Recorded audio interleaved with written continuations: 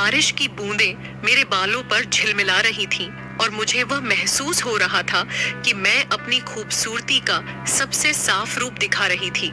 अचानक दरवाजे की बेल बजी और जब मैंने दरवाजा खोला तो वहां मेरे दामाद जी खड़े थे। उन्होंने मुझे मुस्कुराते हुए देखा और कहा, आप बहुत ही खूबसूरत लग रही हो, आज तो कयामत लग रही हो। मैं तो श्रम से पानी पानी हो गई थी। उस दिन मेरे पति और मेरे बीच अनबन चल रही थी। मैं उनसे खुश रहना चाहती थी, लेकिन मेरे पति मुझे वह संतुष्टि नहीं दे पा रहे थे। एक दिन मैंने उनके लिए उनका कमरा सजाया था और रात को जब पति के बजाय वहां मेरे दामाद जी आए, उन्होंने मुझसे कहा, मुझे उम्र के हिसाब से 2 चीजें पता है और वो है आपकी खूबसूरती और आपका दिल। उन्होंने मुझे अपने पास खींच लिया और कमरे में सजाए गए फूलों के मुरझाने तक उन्होंने मुझे, आज जब मैंने घर का दरवाजा खोला तो मेरे पति की बजाय मेरे दामाद जी खड़े थे। मैं शॉर्ट नाइटी ड्रेस में थी और मुझे उम्मीद थी कि दरवाजे पर पति होंगे, लेकिन उनके बजाय दामाद जी थे। मुझे बहुत शर्म आई क्योंकि मैंने यह सोचकर अपनी बेहतरीन तस्वीर बनाई थी कि पति मुझे देखेंगे, लेकिन दामाद ने वहां पहुंचकर मेरे पति के लिए बनाई गई खाने की थाली उठा ली थी। उन्होंने मुझे अलग नजरों से देखा। मैं जल्दी से अपने कमरे में भागी, लेकिन उन्होंने मेरा हाथ पकड़ लिया। उन्होंने कहा, सासू माँ, कहाँ जा रही हो और मुझे पानी दोगी क्या? मुझे शर्म आ रही थी और इसलिए मैं जल्दी से कमरे में चली गई थी। मैंने दामाद जी से कहा, तुम बैठो, मैं अभी आती हूँ। मैंने अपनी साड़ी पहनी और फिर उन्हें चाय और पानी लेकर दिया। वे अभी भी मुझे वही नजर से देख रहे थे। उन्होंने पूछा, आज कोई खास बात है क्या? शायद मैंने गलत समय पर आ गया हूँ। मैंने कहा, कुछ बात नहीं, सब ठीक है। दामाद जी, सच कहूँ तो मुझे दरवाजे पर तुम्हारे ससुर के आने की उम्मीद थी, लेकिन कोई बात नहीं, अतिथि देवो भव, इस बात से मैं भी खुश हूँ। उन्होंने सब कुछ देख लिया था तो उन्हें घर की बातें बताने में कोई बुराई नहीं थी। मैंने उन्हें बताया कि आज मैंने उनके ससुर के लिए एक छोटा सरप्राइज रखा था। उनके काम की वजह से वे घर पर समय नहीं बिता पाते हैं, इसलिए मैंने सोचा कि आज कुछ अलग करें। पति पत्नी की रुचि को ध्यान में रखते हुए हमें बीच बीच में सरप्राइज प्लान करना चाहिए। आज मैंने इंटरनेट पर एक नया आइडिया देखा और उसे आजमाने की कोशिश की, लेकिन तुमने समय पर आकर बिगाड़ दी। मैं अपने दामाद जी से बात कर रही थी कि अचानक ही मेरा पति अभिषेक घर आ गया। उसने मुझसे पहले ही वादा किया था कि वह 1 घंटे पहले घर आ जाएगा, लेकिन देर से आया। अगर वह समय पर आता तो दामाद जी को दरवाजे से ही वापस भेज सकता था। घर आते ही मेरे पति ने उसे गले लगा लिया। उसने मुझे देखा भी नहीं। मुझे गुस्सा आया क्योंकि उसने उसी समय वादा किया था। हॉल में बैठकर मैं सोच रही थी कि दामाद जी भी मेरी बगल में बैठे हैं।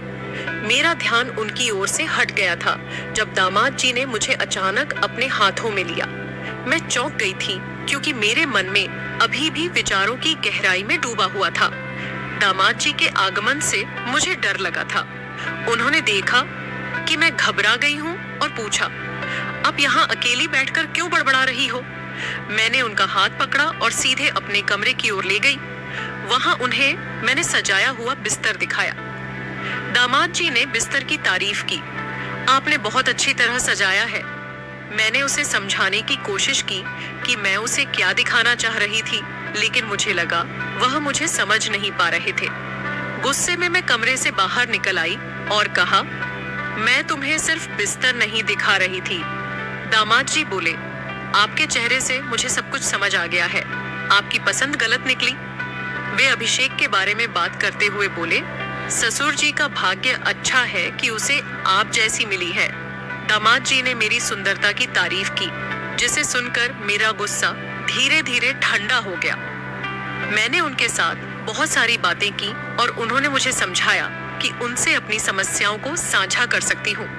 वे बोले, आप चिंता मत करो, मैं हूँ ना आपके लिए।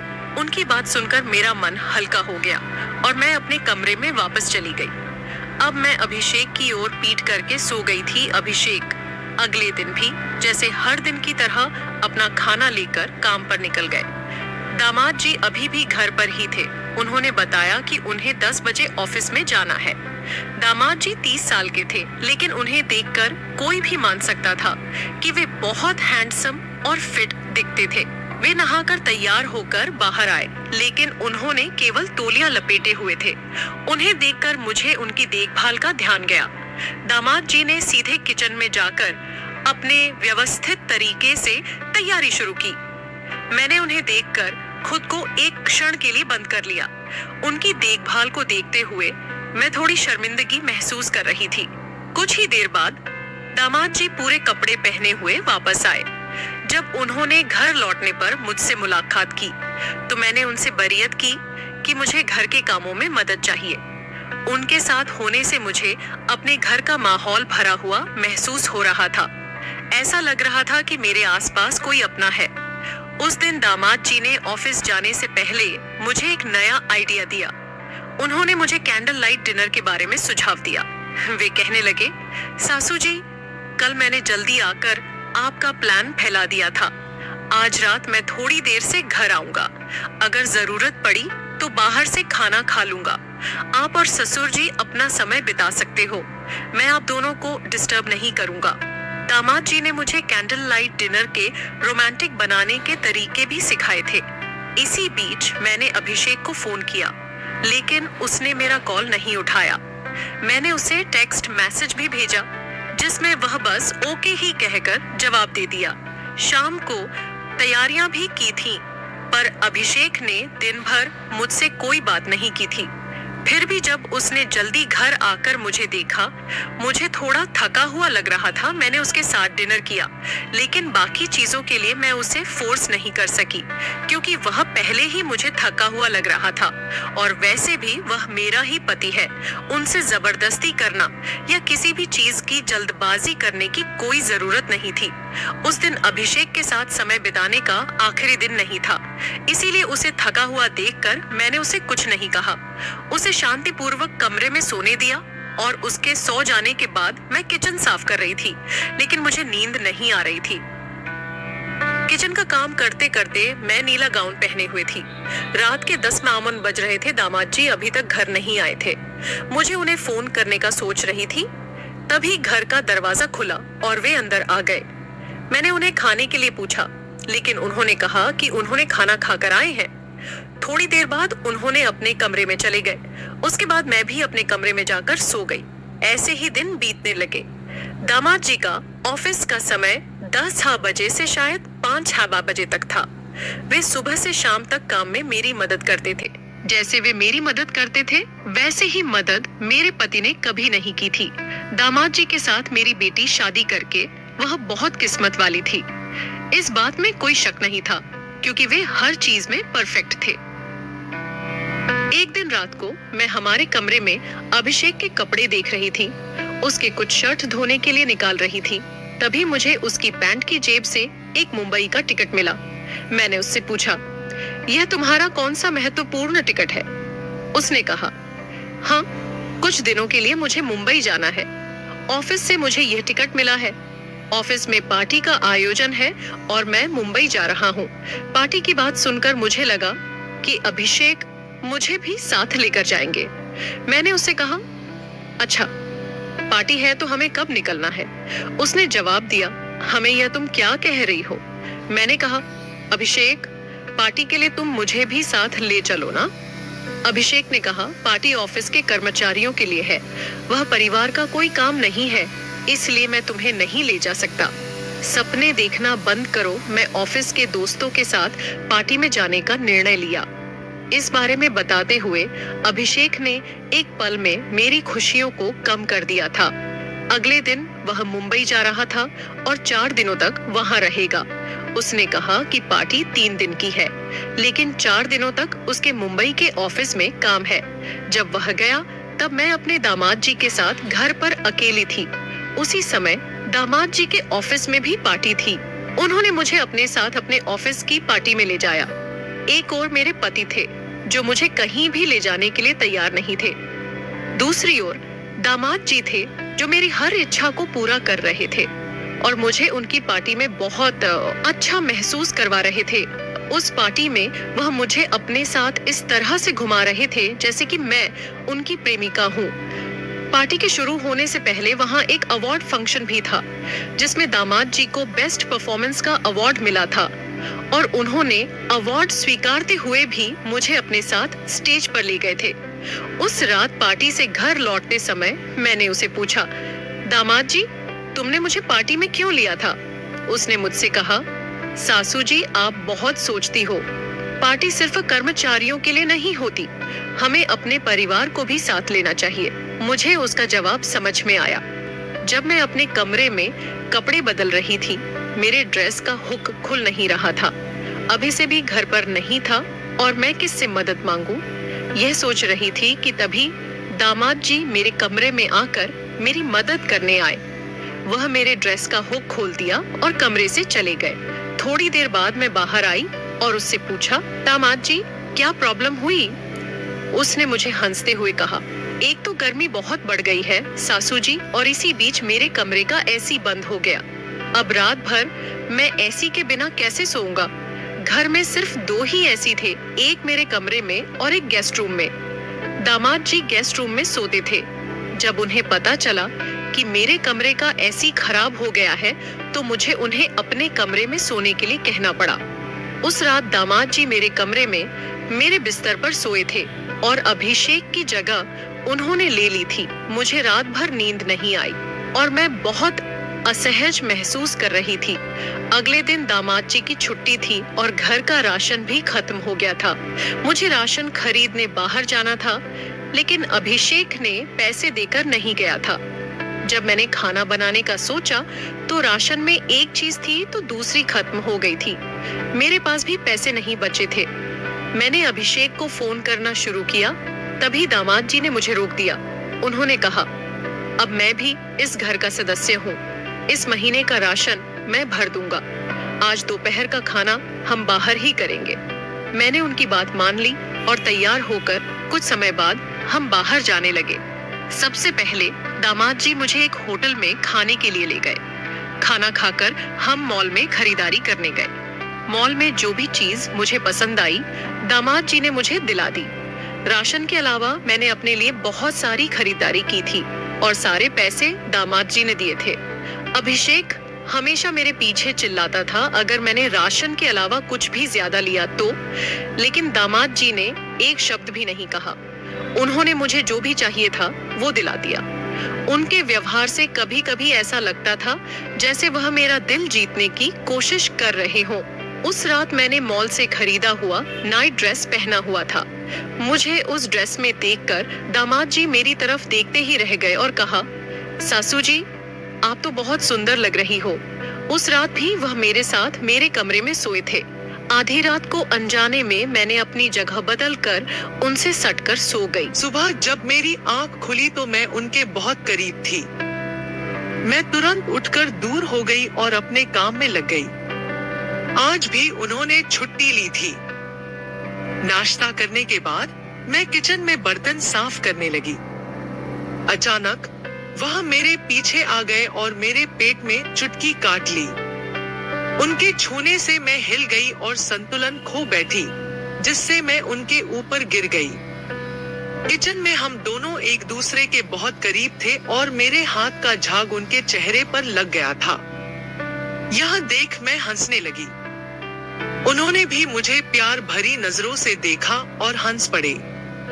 मैंने उनसे पूछा, तुमने चुटकी क्यों काटी? उन्होंने कहा, आपके पेट पर चींटी थी, उसे हटाने की कोशिश कर रहा था। फिर उन्होंने मेरे हाथ का झाग अपने चेहरे पर लगा लिया और हम दोनों हंसने लगे।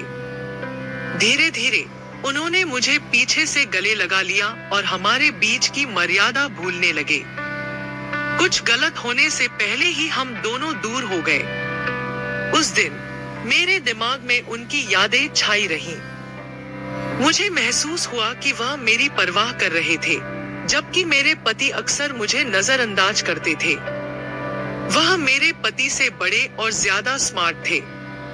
उन्होंने मुझसे कहा कि किसी औरत को कैसे खुश रखना चाहिए, यह वह अच्छी तरह जानते थे। रात को मेरे पति के घर आने की संभावना थी, लेकिन वह 8 बजे ही आ गए। सोने से पहले मैंने एक नई नाइटी ड्रेस पहनी थी। जिसे देख मेरे पति ने मुझसे पूछा, यह ड्रेस कहाँ से आई? मैंने उन्हें नहीं बताया कि वह ड्रेस उनके दामाद जी ने मुझे दिलाई थी। मैंने कहा कि मेरे पास थोड़े पैसे थे, जिनसे मैंने एक ड्रेस खरीद ली। अभिषेक मुझे शक भरी नजरों से देखने लगा, लेकिन अब मुझे उसकी नजरों की जरा भी परवाह नहीं थी। जिस व्यक्ति को अपनी पत्नी की परवाह नहीं है, उसके बारे में मैं क्यों सोचूं? मेरी परवाह तो दामाद जी को थी, जो मेरी भावनाओं का सम्मान करते थे। मुझे यह समझ में आ गया था कि वही मुझे फूल की तरह संभाल सकते हैं। अब इस फूल की खुशबू उसकी देखभाल करने वाले के पास ही महकनी चाहिए, यह मैंने समझ लिया था। उस दिन मैं अभिषेक से थोड़ी दूर थी। अगले दिन अभिषेक और दामाद जी अपने अपने समय पर ऑफिस के लिए निकल गए। आज भी किचन में काम करते समय मेरे दिमाग में दामाद जी का ख्याल आ रहा था। मुझे लग रहा था कि दामाद जी के पास जाकर मैं अभिषेक को धोखा दे रही हूँ। इस ख्याल के साथ ही मैंने दोनों की परीक्षा लेने का फैसला किया। मैंने दामाद जी और अभिषेक को संदेश भेजा कि मेरी तबीयत बहुत खराब हो गई है। घर का दरवाजा खुला छोड़कर मैं अपने कमरे में चली गई। संदेश भेजने के 10 या 15 मिनट बाद दामाद जी घर आ गए। घर में आते ही वह मेरे कमरे में आए और मेरी हालत चेक करने लगे। उनके चेहरे पर मेरे लिए चिंता साफ दिखाई दे रही थी।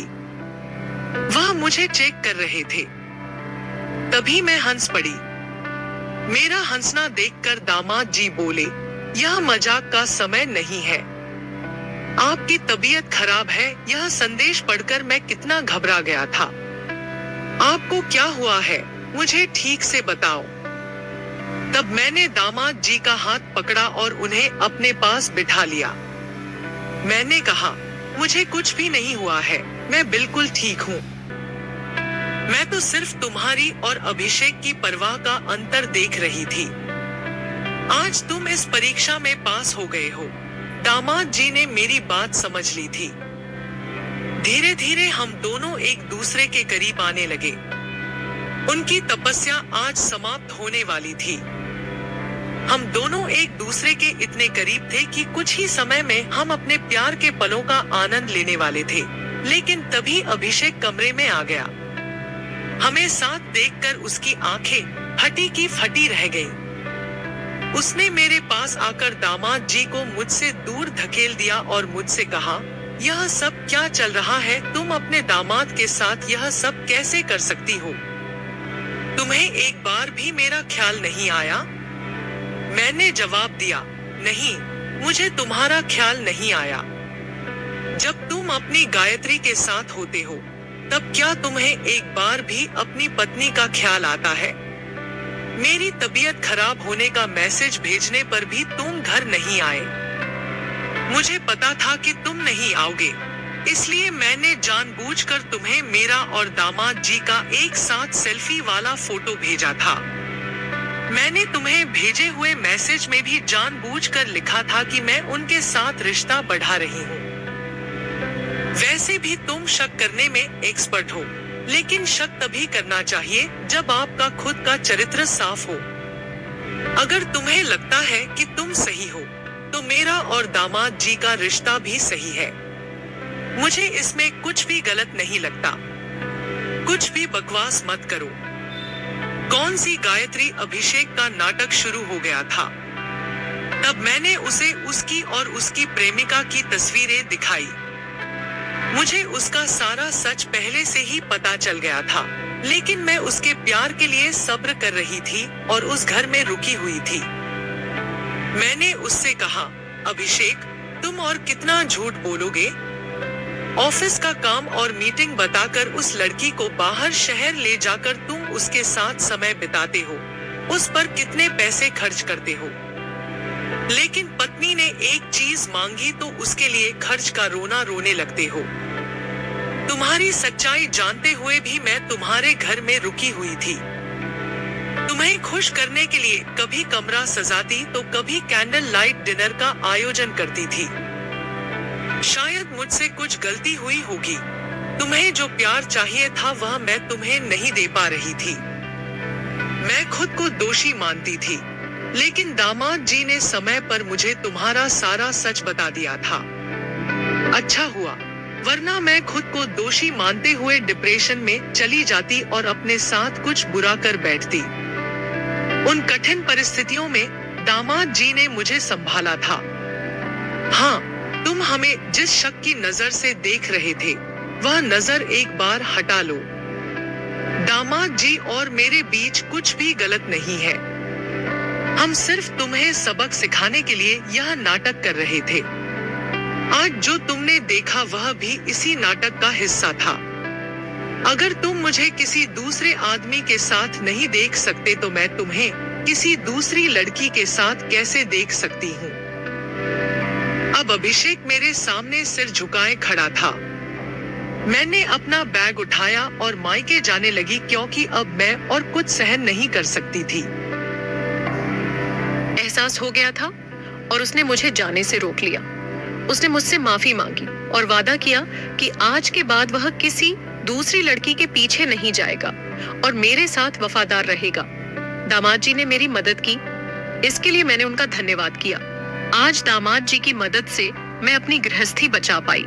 आजकल बहुत से लोग, चाहे पुरुष हो या स्त्री, अपना अच्छा खासा परिवार होते हुए भी बाहर प्यार में पड़ जाते हैं। ये एक ट्रेंड नहीं है कि बाहरी व्यक्ति आपको आपके परिवार के सदस्यों की तरह संभाल सकता है। वह केवल अपनी जरूरतें पूरी करेगा। एक्स्ट्रा मैरिटल अफेयर के बढ़ते मामलों की वजह से तलाक के केस भी बढ़ते जा रहे हैं। ऐसे समय में किसी भी स्त्री का तुरंत मायके जाना अपने पति को आजादी देने जैसा होता है। इसीलिए परिस्थिति से भागने के बजाय उसका सामना करना चाहिए। चाहे पति कितना भी गलत रास्ते पर क्यों न चल पड़े, एक पत्नी ही है जो उसे सही मार्ग पर ला सकती है। यह हर स्त्री को समझना चाहिए। तो दोस्तों, यह थी आज की कहानी। आपकी क्या राय है इस पर? हमें कमेंट में जरूर बताएं। अगर आपको वीडियो अच्छी लगी हो तो लाइक, शेयर और सब्सक्राइब करना न भूलें। धन्यवाद। मिलते हैं कल एक और नई कहानी के साथ।